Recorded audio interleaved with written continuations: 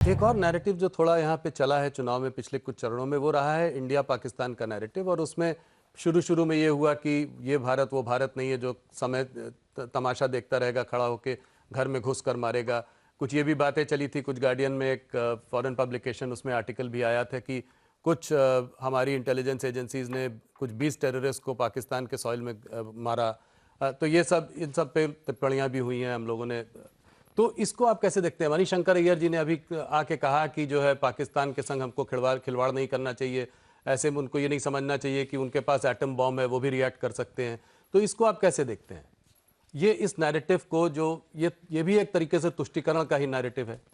देखिए, भारत में बहुत स्पष्ट नीति है कि ना हम दूसरे देशों के राजनीति में इंटरफेयर करते हैं, ना दूसरे देशों ने हमारी राजनीति में इंटरफेयर करना चाहिए, पहली बात। दूसरी बात, पुराने जमाने में हमारी कमजोर सरकारें रही हैं, तो सब लोग जानते हैं। टेररिस्ट हमारे देश में, और मैं तो मुंबई का हूँ, मुंबई में आके जिस प्रकार से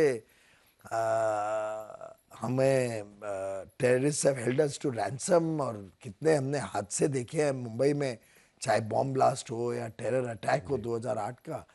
ऐसी परिस्थिति में ये जो निहत्ती सरकारें कांग्रेस ने इस देश को दी, उसका जरूर हर देशवासी को दुख है।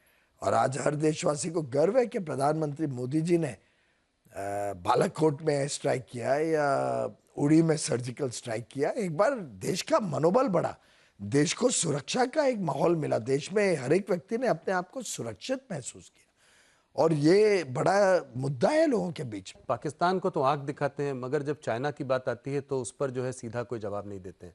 तो चाइना ने हमारी जमीन हथिया ली, उस पर हमारा कोई, उस पर आप लोगों का? राहुल जी, हमारी जमीन चाइना ने बीजेपी के समय नहीं हथियाई थी, कांग्रेस के समय हथियाई थी।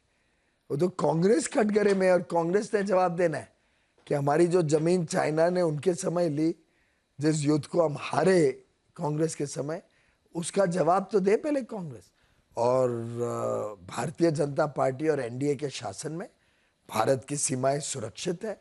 भारत के सेनानियों का, हमारे आर्म फोर्सेस का, सुरक्षा बलों का हौसला भी बुलंद है। आज मुंह तोड़ जवाब देते हैं अगर कोई हमारी तरफ आंख भी उठा के देखता है।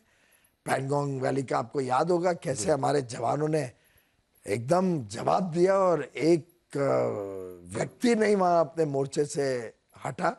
आज उनको हमने इक्विप किया है with the best of facilities, with the best of equipment. Congress के समय में तो आपको ध्यान होगा कि हमारी इक्विपमेंट या हमारी डिफेंस मैन्युफैक्चरिंग इतनी वीक हो गई थी जी। तो आज तो हमारे सेना बलों को नया हौसला बुलंद हुआ है।